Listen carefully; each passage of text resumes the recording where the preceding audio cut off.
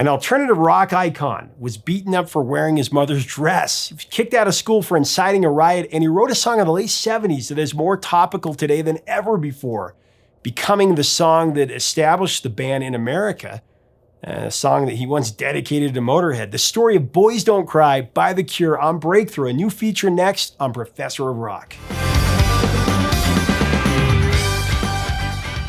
Hey music junkies, Professor of Rock, always here to celebrate the greatest artists and the greatest songs of all time. If you want to be a part of a faithful music community that curates the best of the rock era, through video, through interviews, subscribe below right now, hit the bell so you never miss out on our daily content.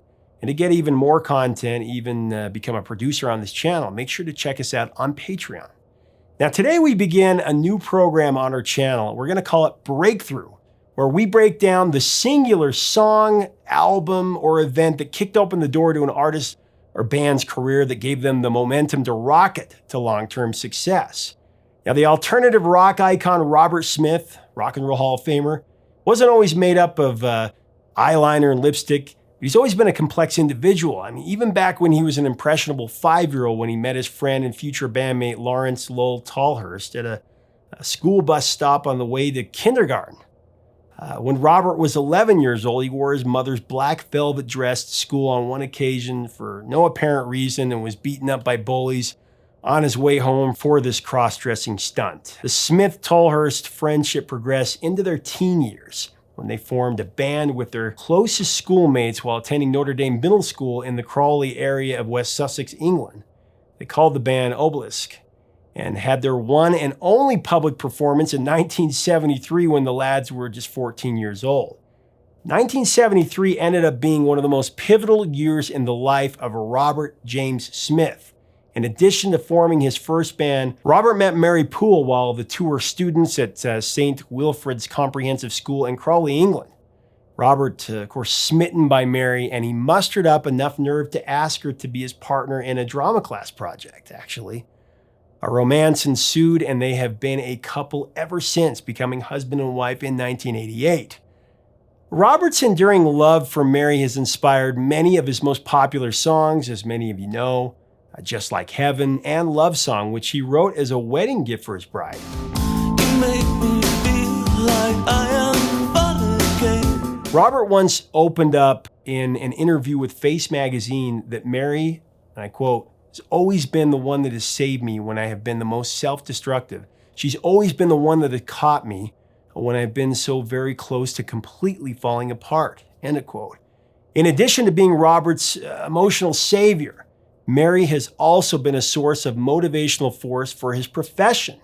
According to an interview Smith gave to the indie publication Lime Lizard in 1991, it was Mary's lack of confidence in his future as a musician that fueled Robert's drive to make The Cure, originally titled The Easy Cure, a big success.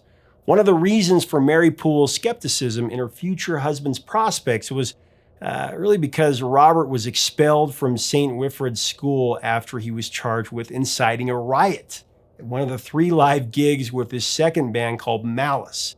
The headmaster of the school gave the official reason for Robert's expulsion as being an undesirable influence because his band, Malice, created a disruptive incident. Looking back on his dismissal, Robert always contended that it was personal between him and the headmaster.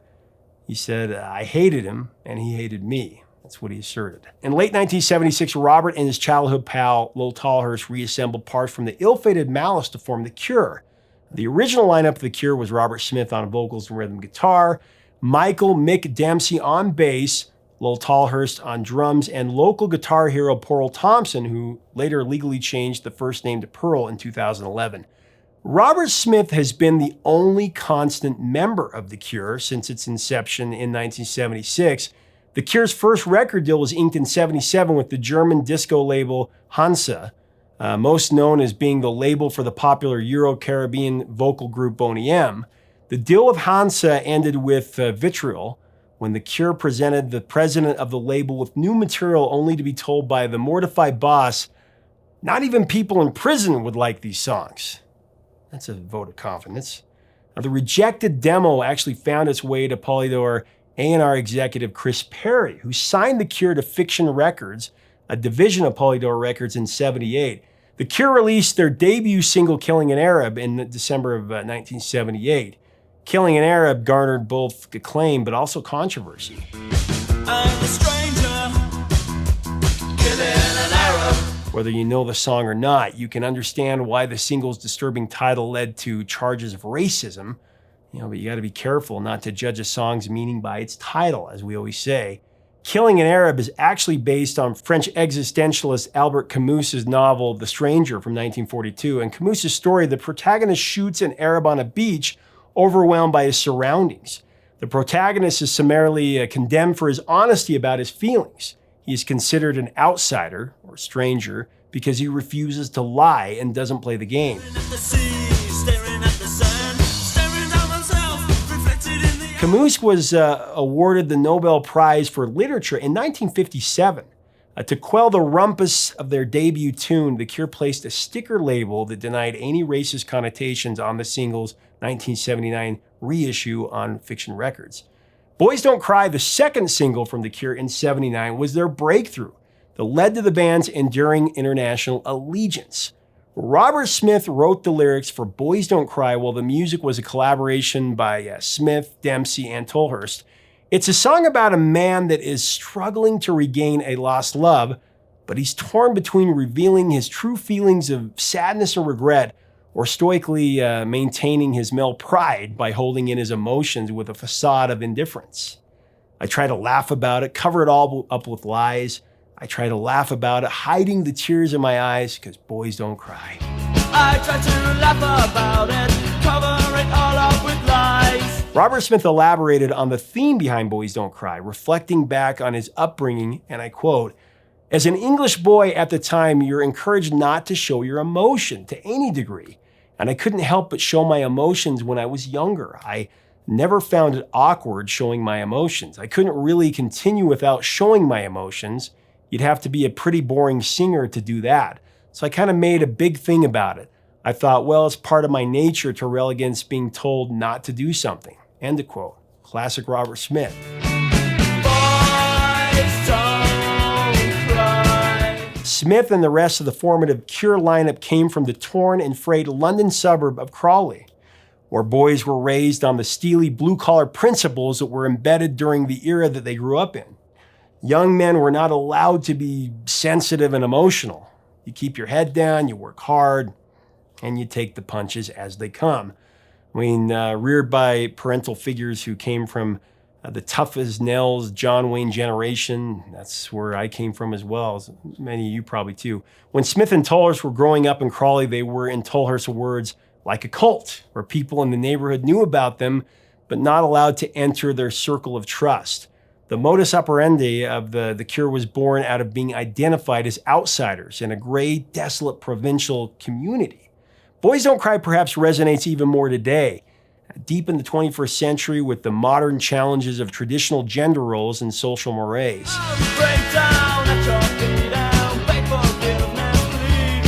Remarkably, the track still sounds just as fresh and vibrant as it did more than 40 years ago. You go listen to it, you'll know what I'm talking about.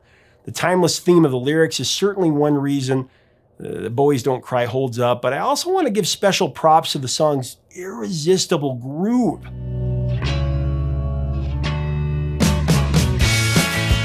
The music track for Boys Don't Cry was created by the trio of Smith, Tolhurst, and Dempsey. Michael Dempsey's short stint with The Cure was highlighted by his bass riff contribution on Boys Don't Cry. Other than Robert Smith, Dempsey has the distinction of being the only other member of The Cure to sing lead vocals, besides his replacement Simon Gallup on the unreleased demo titled Violin Song. Dempsey sang lead on the Cure's cover of the Jimi Hendrix rock standard Foxy Lady. That appears on the UK debut album Three Imaginary Boys. I'm tired of waiting on my recent time. You've got to be on mine. He made his last appearance with The Cure in October of 1979, I believe. Giving his account of Dempsey's exit from the band, Robert Smith indicated that the final straw came when he played Michael the demos for the next album, and Dempsey hated him. To quote Robert Smith, who said, Dempsey wanted us, The Cure, to be Ecstasy Part 2. And if anything, I wanted us to be the Banshees Part 2. So he left, end of quote. The desire to have a similar vibe to Susie and the Banshees was ignited during the 2 months that Robert played lead guitars with Susie Sue and the Banshees, undoubtedly preluding a new horizon for Smith's artistry.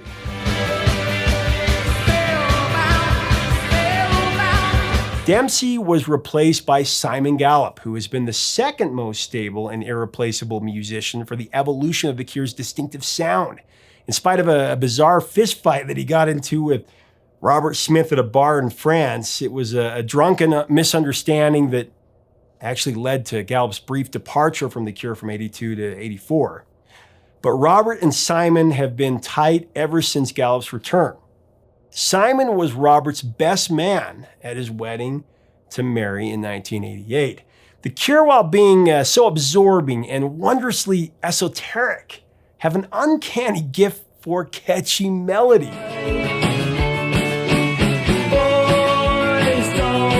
The catalog is rich with stimulating dark treasures, but they also have some of the catchiest alt-rock classics with melodically infectious songs like Love Cats, Close to Me, It's close to me. Hot, Hot, Hot,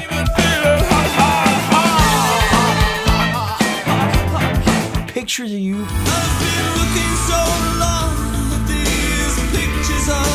Friday I'm in Love, of course the aforementioned hits Just Like Heaven, and Love Song.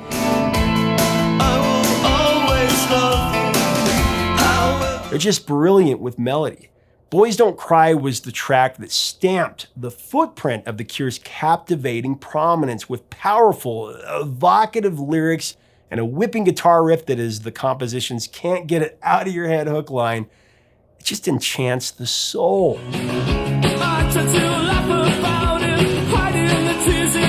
The song was dropped as a standalone single in the UK, included as the title track to the group's first compilation LP that became The Cure's debut American release in 1980. Boys Don't Cry was intended to expand The Cure's exposure outside of their native UK, and it most certainly did. Founder of Fiction Records, producer and band manager at the time, Chris Perry said about the song, and I quote, this was around the time that it came out, "We were advised not to bring out the song because of the fact that it was a pop single, and it would be much better if we brought out something that was less commercial but more artistically viable. Boys Don't Cry, 10:15, and Accuracy have always been my favorite songs out of all that initial lot. I'm glad I didn't make it in a way because then people would have been saying we shouldn't have put it out. And then they'd have turned around and said, you got to give another one just like that one." End of quote. He was adamant, though, saying, and I quote, "In a perfect world, Boys Don't Cry would have been a #1 hit. I'm grateful it wasn't because imagine having to rewrite that song again and again just to maintain the success." End of quote. Well, knowing Robert Smith, even if it had been a #1 hit, he would never have done what was expected of him. The beauty of Robert Smith. Years later, Robert actually re-recorded the vocals for the song's inclusion on the perfect Standing on a Beach compilation.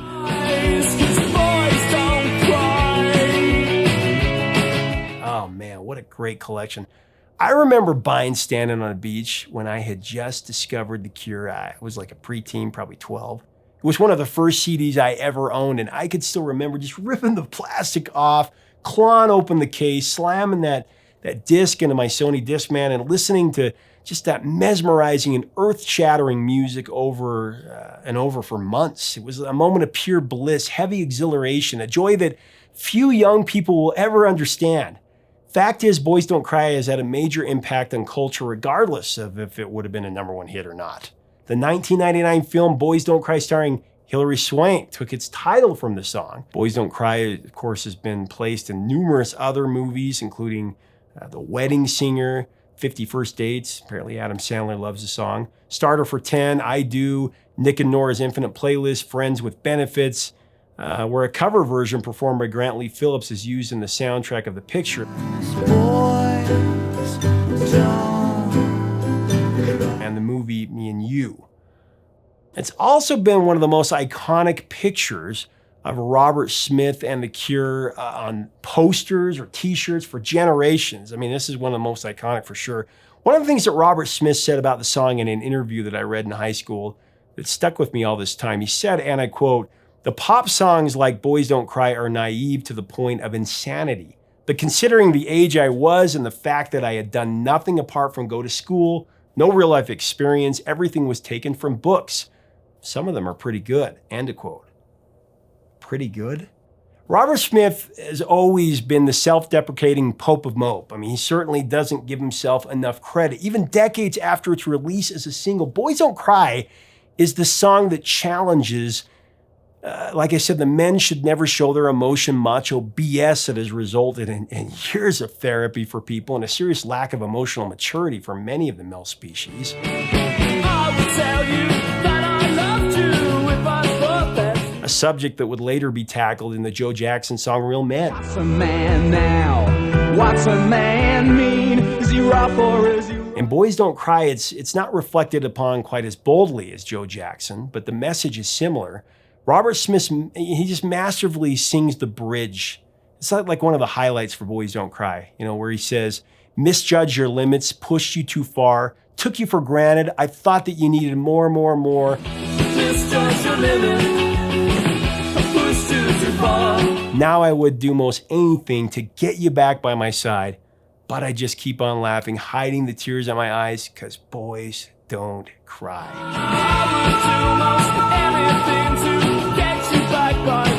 Robert's not quite to the point where he can share his emotions in the song outwardly with the girl, but he gives us, as listeners, the hope that the next step for us isn't far behind. Robert sings this song with such conviction, with such bravado, this almost at odds with the end result of not being vulnerable enough to break down in front of the object of his affection. A couple of final thoughts. Boys Don't Cry is Andrew Ridgeley of Wham's favorite record of all time. And for all you metalheads out there, Robert Smith and The Cure once played on a bill early on with the Police and the pre-Eurythmics band The Tourists and Motörhead. Robert and the boys played the opening night of this festival where they quite strangely dedicated their performance of Boys Don't Cry to the band Motörhead. How very masculine. Boys don't cry. Leave us a comment on this brilliant song and The Cure. What do you remember about this song? Share your memories. I want to hear those. Also, what is your favorite era of this band? If you dig this video, we do invite you to subscribe below so you never miss out. To get The Cure's classic music or this t-shirt, this iconic picture here, click on the Amazon links below. To get even more content, check us out on Patreon. Help us keep the music alive. Until next time, 3 chords and the truth, my friends. Stay safe out there.